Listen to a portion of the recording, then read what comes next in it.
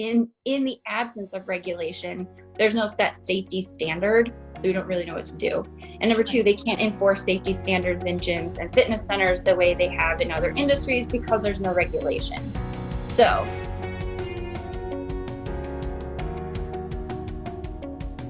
hey there, and welcome to episode 5 of Living and Leading with Emotional Intelligence. I'm your host, Brittney-Nichole. In this interview, or in this episode, we'll be looking at the interview with Jennifer Beightley. Jennifer is a Pilates instructor and health coach. And what intrigued me about Jennifer was a live session that she did on Facebook a few months ago. When I saw this video of Jennifer, she was going live on Facebook. She was talking about phase 2 in North Carolina, and things were reopening up. And a lot of people were very upset, understandably, that gyms were not incorporated into phase 2 when they originally were supposed to be. But what intrigued me about Jennifer's approach was that her mindset was different than most people in her industry. She said that there was a lot of anger and frustration amongst people and how upset they were. But she says that she really wasn't mad, and that she feels like it was a good idea. Now, that's not a popular opinion. And most of us, whenever something impacts us personally, we take things as a very personal attack, and it's hard to see things from a broader perspective, how it affects the majority. But Jennifer was different in that sense. She was able to see the broader picture of things, and that's what intrigued me about her, and that's why I reached out for this interview, because that is a sign of higher emotional intelligence, being able to see beyond the self. So I don't want to give too much away. I feel like I always start off with an intro that tries to do that. But first, we're going to take a look at a snippet from her live Facebook video that intrigued me. And then we'll go into the interview with Jennifer. If you'd like to learn more about Jennifer and what she does, I will put all of her information in the description. So enjoy, and here is the interview with Jennifer Beightley. North Carolina is in phase 2 of reopening state, but it's like modified. The governor did not include gyms and fitness studios. And so I've been watching on social media like a lot of anger about this, from people mostly in the fitness industry or like in my industry in health and wellness, and they're like really mad. And I just wanted to kind of throw like some thoughts out there about it. I'm not maybe this is like an unpopular opinion, but I kind of feel like it was the right choice, and I'll tell you why. And I'm curious to know what you think about this. And like, I'm not looking for a fight. Conversation is always welcome, but like negativity can go elsewhere. Here's the thing about gyms and yoga studios and Pilates studios. We aren't regulated. There's no overarching entity, the state, that says, here's how you keep all your clients safe. So there's no standard for cleaning. Hi. Hi. You're not able to do this show though, buddy. Sorry. I know. Yep. How are you? Good. Good. Good. Awesome. So I'm really excited about this. Let's just kind of dive in and just tell me a little bit about yourself. So where you're from and what you do. Sure. I always struggle with how to answer the "where are you from" question, because I feel like I'm from so many places just because we've moved so much. But I grew up in North Central Illinois, and I lived after college in the city of Chicago for 11 years. And then in 2013, we started to move for my husband's job. So we lived in Hong Kong for a year. We were back in Chicago for about 6 months. We were here in Charlotte for 2.5 years, and then New York City for 2 years. And now we're back in Charlotte, and I'm never moving again. It's so stressful. And we did all of that, right, since February 2013 to September 2018. Wow. Yeah, so that's a lot. But when I was in New York, so through all of that, I was in the nonprofit sector working as a fundraiser. So I had a 14-year career in nonprofit fundraising. When I was in New York, I actually realized that I could make a career out of my passion for health and wellness. So I left fundraising, took a couple of months off to figure out what I wanted to be when I grew up. And then I pursued my Pilates teaching certification and my health coach training. And so when we came back to Charlotte almost 2 years ago, I set up my Pilates and coaching business out of my home here in Plaza Midwood. That's awesome. Plaza Midwood's a nice area. I like Yeah. that area. Yeah. Hard to find parking sometimes, though. True. Yes. Yeah.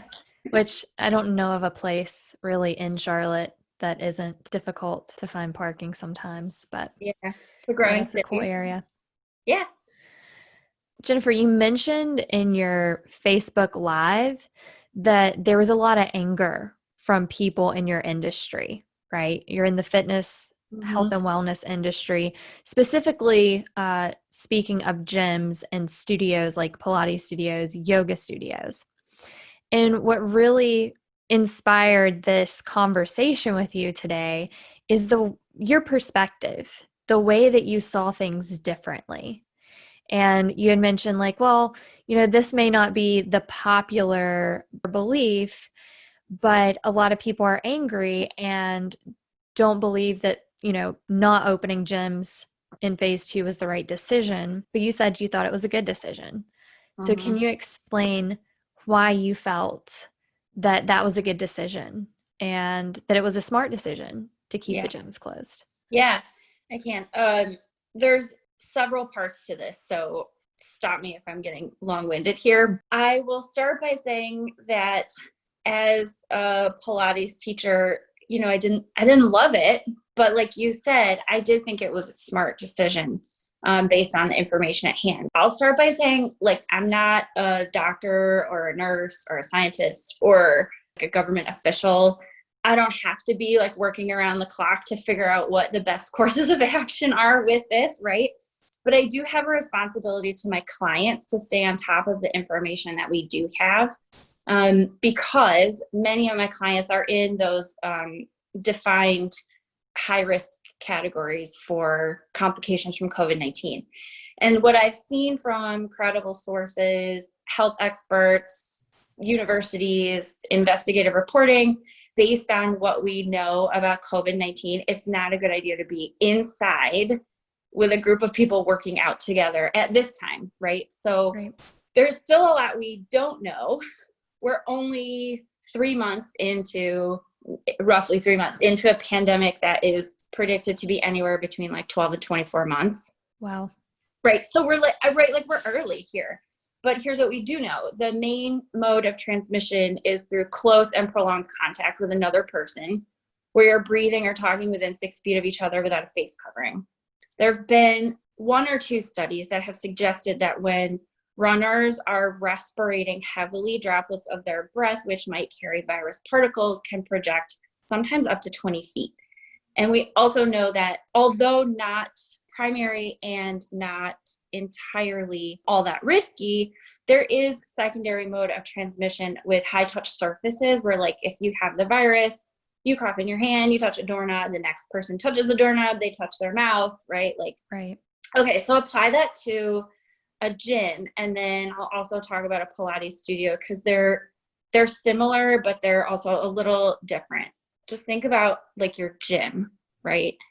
And then think about the cardio room.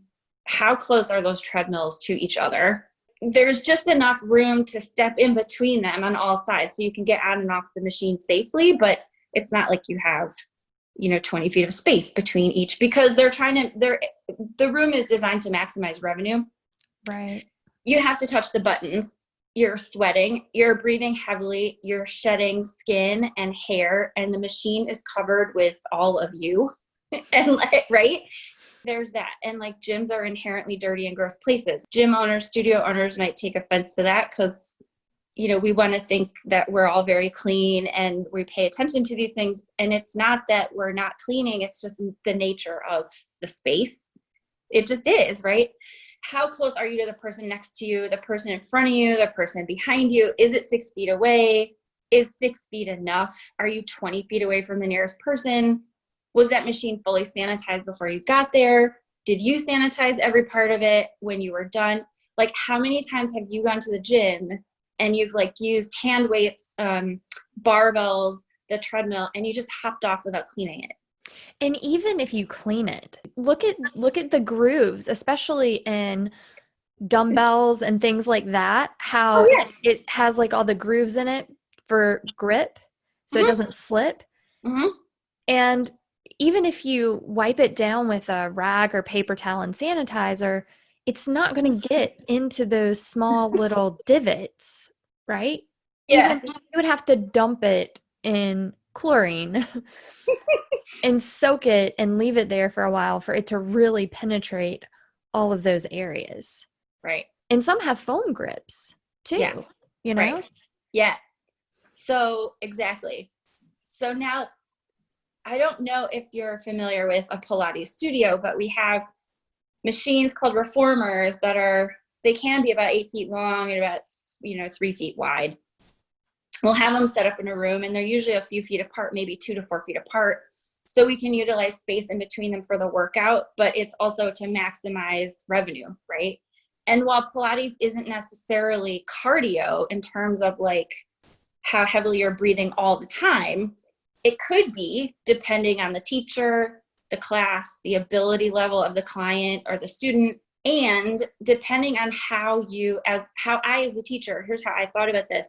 I ask my students and my clients to breathe big, like deeply, forcefully, to take up space with their breath. And really, like, one of the things I'm telling them constantly is like, blow out your birthday candles, right? Because that engages specific muscles for that particular exercise, right?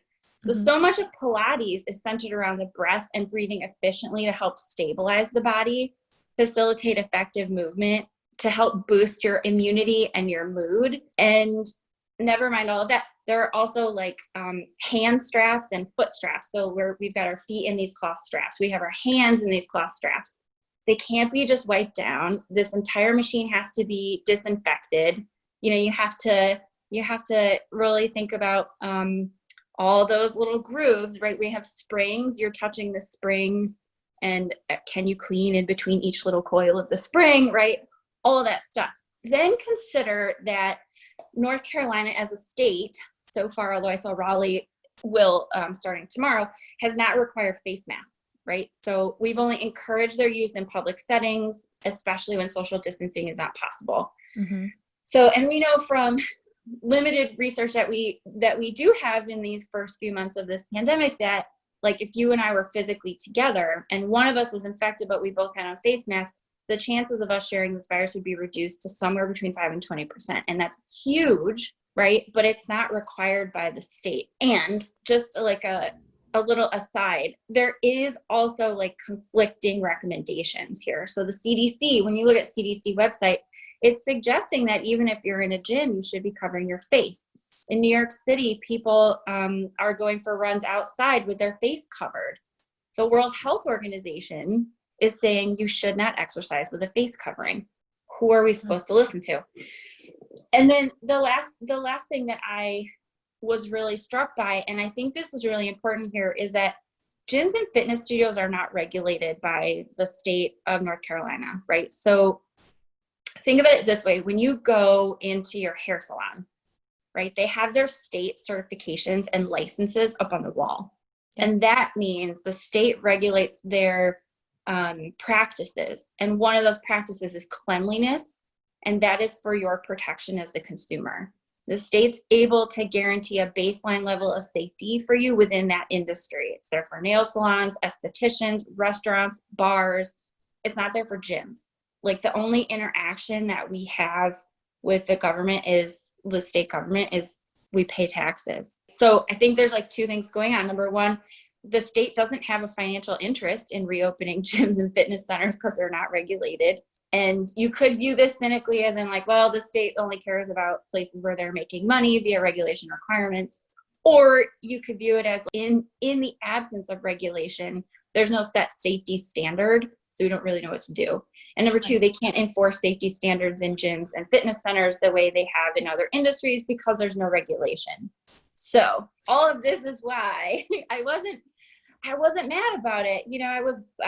Was I bummed? Yeah, I was bummed, but I wasn't mad about it. I mean, I think if you are looking for good intentions, this decision seemed to be based on the science that we currently have about how it spreads, and making a choice that is hopefully in favor of the greater good, Right. of not furthering transmission of something that could be potentially deadly. Yeah. So why do you feel like people were so upset? One, and two, let's reverse this actually. So first off, what were some things that you were hearing from people in your industry, in the health and wellness industry, that weren't able to go back to work, and how they voiced their anger? Yeah.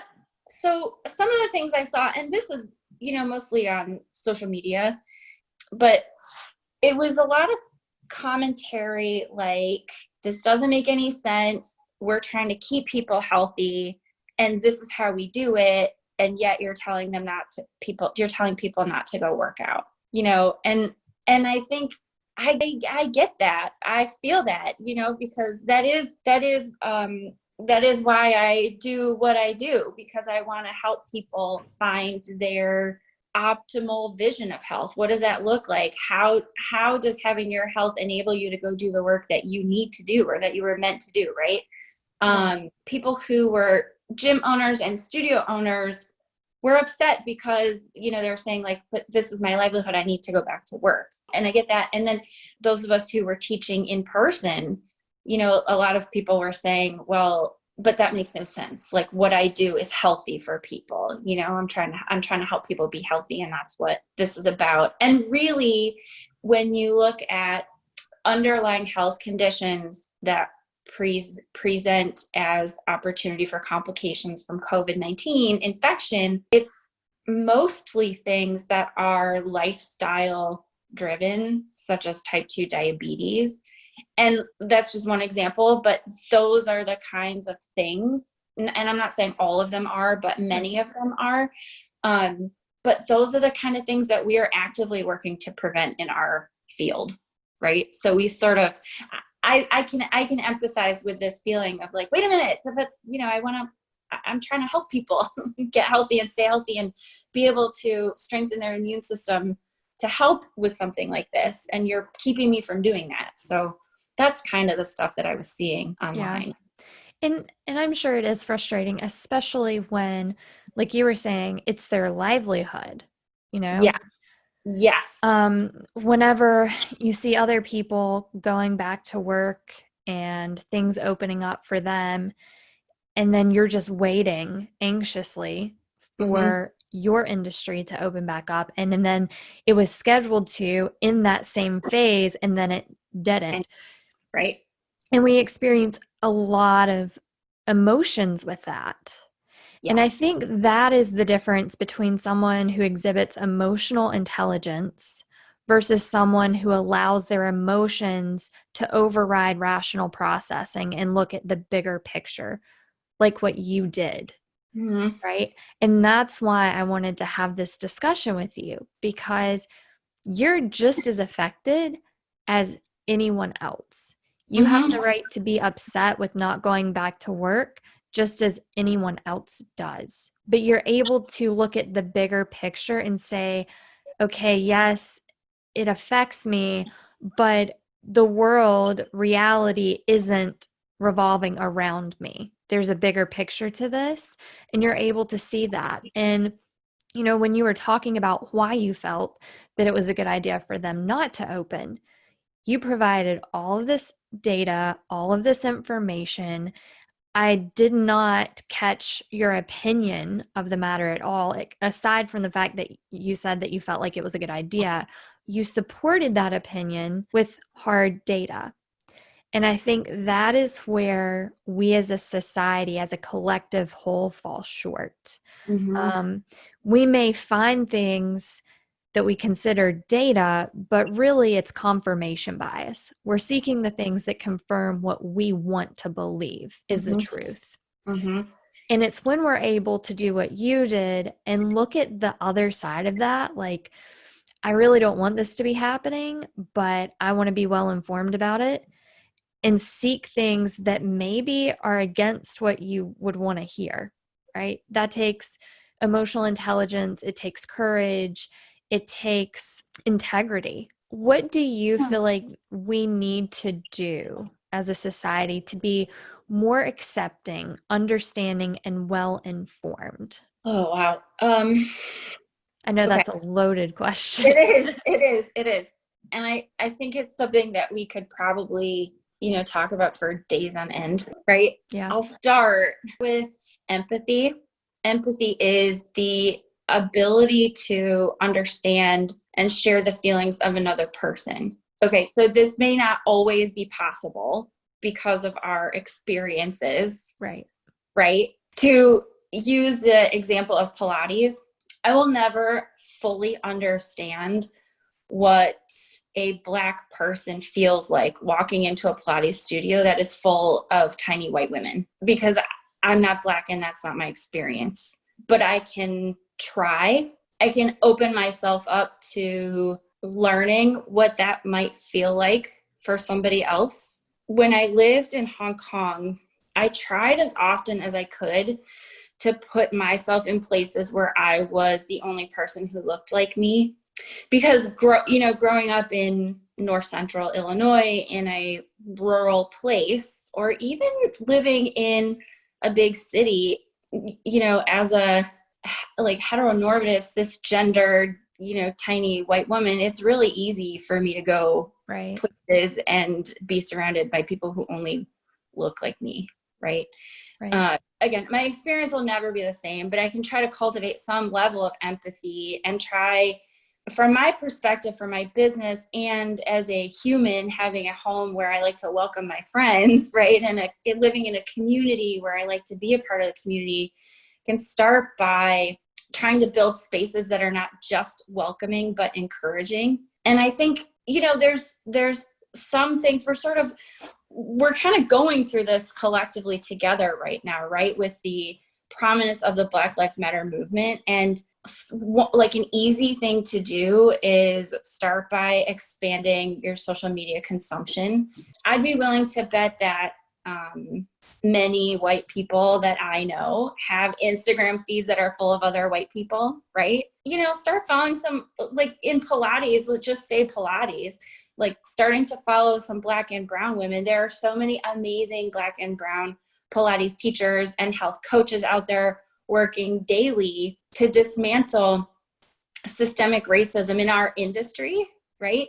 And just by simply following them and hearing what they have to say and just sitting with that and thinking like, wow, that I just can only imagine what that feels like. Okay, so that's like you're trying to cultivate a little bit of empathy. And if we can all work on that, and I know that's a really specific example to Pilates, but, I think if we can all find some way to try to cultivate empathy within ourselves, that would be a really good start.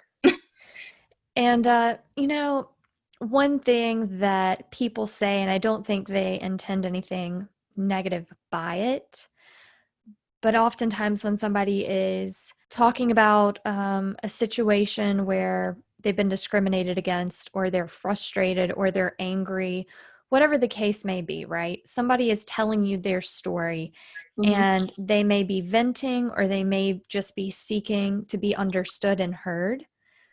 But we feel the need to say, I understand. And that can be extremely frustrating for that person, because yes, they want to be understood, they want to be heard, but there's something about saying, I understand, that kind of just tells them you don't understand. Right. Right? If we truly want to come from a place of understanding, we don't need to use that phrase, I understand. We can say, I know what it's like to be frustrated, and I can't imagine what it is like for you in that situation. Yeah. We can compare our feelings. That's something that we have in common.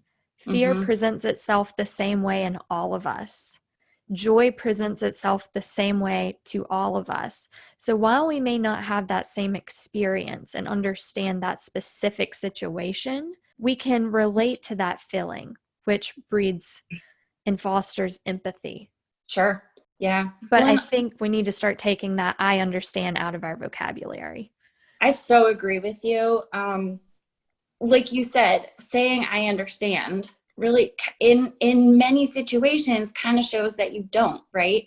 Exactly. Because, use sexism in the workplace as an example, right? So I have been in so many situations in my previous career where I was talked down to, I was not called on, or my in meetings my ideas were dismissed, and yet the man next to me, right, would just repeat what I said, and then the leadership was like, oh yeah, that's great, and then afterwards, and I found myself having to find like male colleagues that would be willing to amplify my voice in the meeting. I would say, I need you, when I say this in the meeting, I need you to go, yeah, I want to hear what she has to say. That's right. She's right, or whatever. But there was a time where I went to one of those colleagues and I was like, I am so frustrated. Like, I have these ideas, I have these answers. And by the way, it's my job and I keep getting dismissed. And he said, I understand. And I was like, but you don't, you're not me. You don't have my experience. You're not Right. being dismissed. Right. So there's no way that like we're ever going to fully understand another person in many situations, but we can say things like, I hear you. That sucks. How can I help you? Yeah. Right. Or even clarifying what we've heard, because another thing that's really frustrating for people is when you're telling someone something, you want them to understand you, you want them to hear you, and then they say, I understand, and then they repeat something that is completely different than the message you're trying to convey. And it's like, no, that's not what I'm saying. No, Yeah. I hear what you're saying. You may hear the words, but you're not hearing the message. Yeah. You're interpreting it in a different way. It's getting twisted whenever whatever's happening in your head, right? Some people don't like it when you parrot back what they say. Different personality types, especially if you're familiar with the DISC assessment, decisive people typically do not like for you to paraphrase what they said. If you're going to repeat what they said, they want it verbatim, right? Interesting. And so that's why it's so important for us to really understand how other people communicate, because that phrase, treat others as you would like to be treated, really doesn't apply. Yes, it does when it comes to respect. Like, if you want to feel respected, you need to respect others. But the way in which you respect that other person may be different than how you see respect, right? And so we have to start tailoring our message, communication, and how we react to each individual person. And some say, well, that's not my problem if they misinterpret what I say. That's not my problem to, try to communicate in a way. But that's just selfish, because whenever we want to have someone communicate to us, it's just like if someone came to you speaking a language that you didn't understand, and you're like, I don't understand that language. And they're like, well, it's not my problem that you don't, you know what I'm saying? Like, okay, like, but I don't speak that language. It's the same way with behaviors. And we've got to get out of that mindset of it's all about me. And I think that's like a great divide. It's all about me. And same thing goes with the precautions for the face mask. Some people say, well, I believe this coronavirus is a hoax. I believe it's created by X, Y, and Z. And I'm not going to wear a mask. You're not going to tell me what to do. And they use two excuses. One is you're taking away my freedom. And the other one is it's oxygen. I cannot say that word. It will deprive me of oxygen. I tried that on my other video the other day, and I could not say the word. I saw the video. Yeah, I cannot. Anyways, I got to practice that. But so those are the primary two excuses, right? My freedom and oxygen. But I feel like that's all they are, is excuses. And I'm not saying that you have lower oxygen with the mask. Do I think it is going to harm you? No. So it's like taking something small and blowing it out of proportion just to justify why we're not going to do something. And then the same thing with freedom. With freedom comes responsibility. We could say, well, what if I want to drive on the wrong side of the road? Like if we're a free country, shouldn't I be able to drive on whatever side of the road I want? But we have lines, we have barriers, we have these buffers for what is expected of us, right? And it's just like if you were going in New York, right? You know, the subway, it has a line. Do not cross this line. Mm-hmm. Well, what if somebody looked at that and were like, well, F that. Like, I'm going to cross this line because this is a free country. It's to keep us safe. And these same rules apply for wearing masks, right? And I Mm-hmm. feel like we often become so defensive whenever we feel like we are being told what to do. And to me, that shows low emotional intelligence. You wouldn't let your child do whatever they wanted, right? You have rules for children. You have rules for your pets, like because you know better than them. And the health department, although it seems very contradictory sometimes what they say, but they're learning too. This is Right. new for everyone, right? We're human beings. We're not perfect, but even if this was a hoax, let's just say it was. I don't believe it is, but even if it was, I would always err on the side of caution. Is it going to kill you? Is it going to hurt you to wear a mask? No. But could you kill someone else if you are asymptomatic and you're carrying this virus? You know, you've been exposed. You may not have symptoms yet. Just because you're feeling fine doesn't mean you don't have it. It Right. just means that you're not showing symptoms. So Right. it's things like that where we need to really look at, why are we not taking these precautions? And why are we using these excuses? Because at the end of the day, I think it's more like it's about me and what I want to do. I don't care about anyone else. You probably saw this on my video, so I'm going to be repeating myself to you, but Okay. the post where somebody said, they were saying, well, I noticed that you posted all lives matter. And if you really believe that all lives matter, why are you going to walk out of your house without taking the necessary precautions of wearing a mask, Yeah. right? You Yeah. can't just say it's about killing people, because you could kill someone with this. Like, Right. let's not look at the percentages. Even if it's a 1% chance of you giving it to someone else. If I were to hand you a candy jar of Skittles that's got 100 pieces in it and say, here's some Skittles. Do you want some? Only one of them is poisonous and is going to kill you. How Mm-hmm. many people would still even take that risk of eating any of those Skittles knowing that one of them was going to Mm-hmm. kill them? Mm-hmm. But we Yeah. don't look at things like that in society. We tend not to.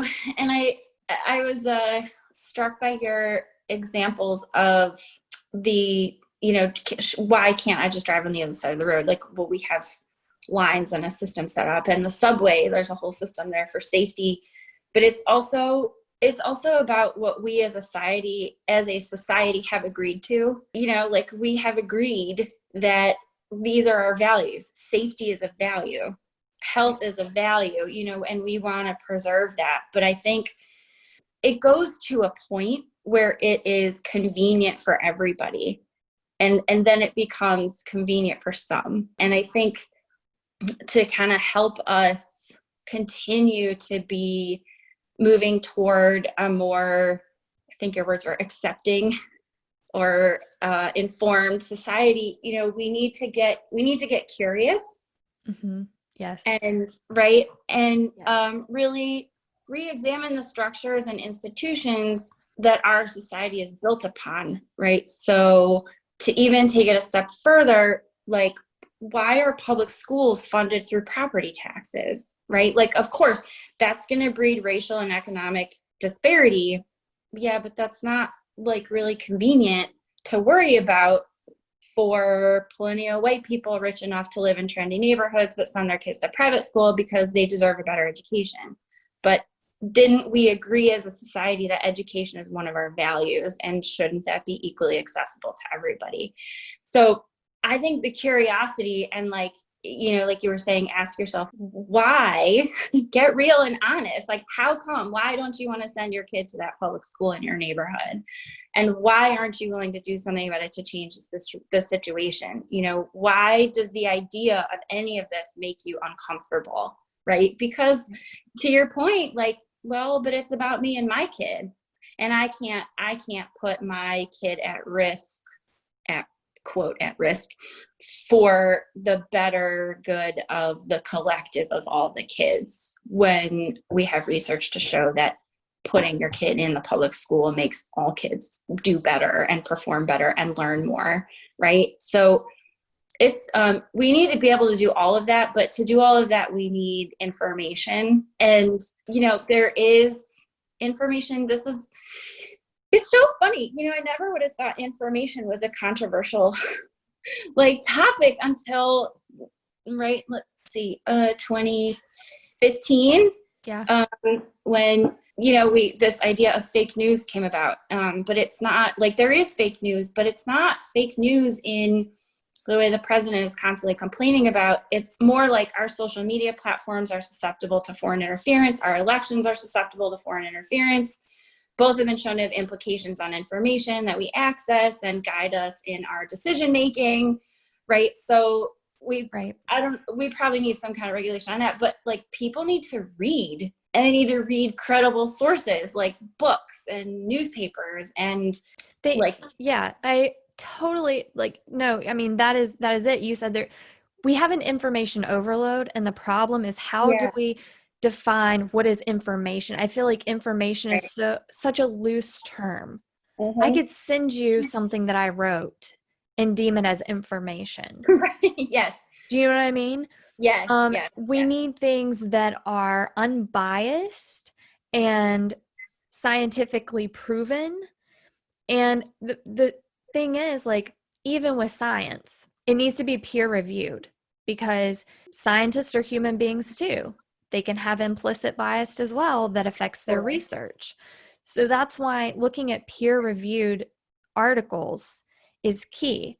And a lot of people don't understand what that means unless they've done research, but it means that other people in your field have looked at this and scrutinized it and said, okay, is this a sound piece of data? Do we find any bias or detect any bias in that? Yeah. And there are sources online where you can look at fact checking and media bias and see which news channels tend to lead either to the left or to the right, and then which ones are in between. And that's what we need to target. And it may be uncomfortable for some people to hear, especially if they've been following one source or the other. But if we really want to be well informed, that's what we have to start doing. And we have to get over that fear of being wrong, because essentially that is just our ego getting in the way. Yeah, absolutely. Nobody wants to be wrong. And also, nobody wants to learn that how they've been living life like this whole time is in some way harmful to someone else, right? But I think,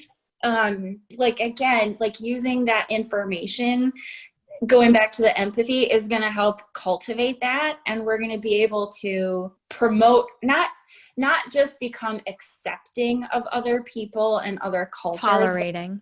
But promoting them. I mean, even beyond tolerating, but promoting them, right? And I think, but really, I mean, to be able to do that, we really need to get curious, and we need to start listening to people who don't look like us, right? Like, there are so many. I mean, you and I are young white women. There's so much that we learned about our history in school, but then there's so much about our history that we didn't learn in school. And there are so many people of color who have been researching and writing and really trying to disseminate this information that we probably haven't either been exposed to or sought out.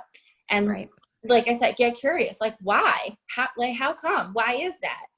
And I think once we can learn from people who are doing this work, who are bringing us this information and saying, look, this is what I've been trying to tell you. This is why we're feeling this way. This is why this is happening. And if you're able to say, not I understand, but whoa, I hear you, that really sucks. What am I going to do to help? Then we're going to be more empathetic to each other. And we're going to be able to promote each other, and, we can live together and appreciate each other for, what it is that we all bring to the table. Right. But it's, it's deep, and not an easy thing. the nobody wants to be wrong. It is a scary thing to be wrong because then you're not right. And yeah. And then we feel stupid because society has taught us if you're not right and you're wrong, then you're dumb, you're stupid, you don't bring anything to the table. And that's just ridiculous.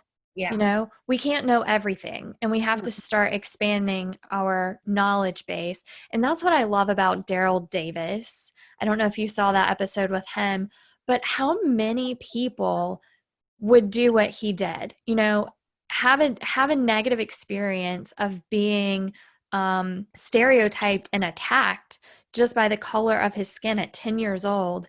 And he forms this question at 10, how can you hate me when you don't even know me? And instead of hating a race that didn't understand him, he became curious, just like you were talking about, and wanted to know why. Why do they hate me?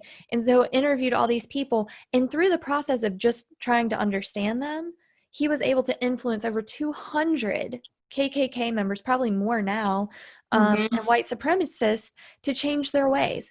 And that's what we have to start doing. People say, well, I don't have time for that.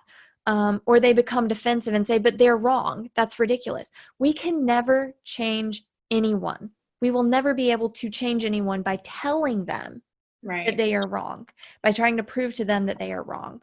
The only way we can do that is if we try to understand where they're coming from and question them about their system of beliefs, but not in a way that is leading them like with questions that we want to hear. Does that make sense? Like, how can you believe this way? That's not the right type of question. But well, tell me a little bit about your thought process here. What experiences have you had that have made you feel this way? Right. Well, my parents always told me, or, well, this one time. So you're basing an entire population on one experience because that's what we look for. We seek and you shall find. Yeah. You could have 100 people doing something and only 2 of them are acting inappropriate. And if you believe in that inappropriate behavior is the majority, then you will only use those 2 people's behaviors to justify your system of beliefs for that entire group. So we have to start trying to confirm the opposite of what we believe. That is true research. In science, you're only proving your point until you have eliminated all of the opposites to that.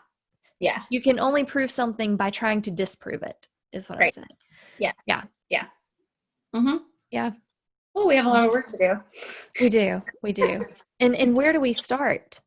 Where do you start with this? Because, I think it does need to start in our education systems, but who is going to teach the kids? If the teachers are not well informed and they hold their own bias and they're not emotionally intelligent, then how are they going to teach children? And then some people look to religious leaders. They're human beings as well. Emotional intelligence isn't about what position you are in.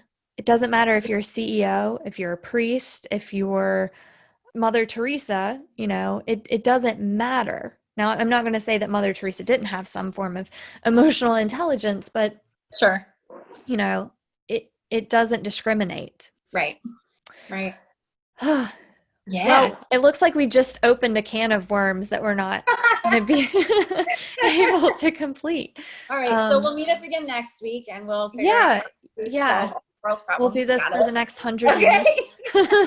Let someone else pick it up from there. Sure. Yeah. That's awesome. But I really appreciate your viewpoint and how you came to that conclusion that you did, and just your overall thought process on this. I think it's so needed for other people to be able to have an open mind and not let the ego get in the way of why they do and think the way they do. Thanks. I appreciate you appreciating that. So, what are you doing now in terms of, are you still doing Pilates like virtually? Because I do want to put any information that anyone that's interested in Pilates or personal training can find you. So what are you doing at the moment? Yeah, I am currently teaching online. So I use Zoom as my platform. I have a couple of group classes on the schedule, and then I also teach private sessions. Okay. Yeah, virtually. And then my health coaching practice has often been, I would say it was about 50-50 in person and also virtual. That hasn't been a really difficult transition to make because I think people are used to consuming that in a virtual way. So Right. I'm currently working on creating some programs that can be consumed, virtually, that'll have a live coaching component to it for a set number of weeks of time. That'll be, a really holistic sort of view of the person. So, sleep, lifestyle habits, nutrition. There's an exercise component, Pilates based. I tend to work with my Pilates clients tend to have injuries or other things, issues in the body that they're dealing with. And one of the reasons I became a Pilates instructor or teacher is because I had chronic back pain for almost 12 years. Knowing that and being able to relate to people on that, I tend to get people with back pain. Right. So that's that's where I am. So I tend to focus on that a little bit just because it's what I know, and it tends to be who wants to work with me. But I'll be working. Awesome. So I'm working on some stuff for some online programming around how to keep your back healthy and I while need you're at that. home. Like I'm sitting here right now and I'm like, oh my gosh. I know. Yeah. It's hard. It's hard to sit, and now we're all home sitting all day, so it's even harder, I think. Yeah, definitely. Yeah. Well, thank you, Jennifer. And I will put all of your information and how people can find you in the link or description of this video. Okay. So that way Yeah, they can reach cool. out to you. I think I have my website on my Facebook page, but it's I there will put for the everything. Facebook. It doesn't matter. I'll put it separate. I'll put it however you want it structured. It'll be there. It doesn't. Whatever you put up is fine. I appreciate you sharing it, and Yeah. I just want to say thanks for reaching out and making this connection. And Yeah. it's been a pleasure to talk with you. This was really You're great. welcome. I really enjoyed this. You provided a lot of really good information. Okay, good. I'm glad I could be helpful.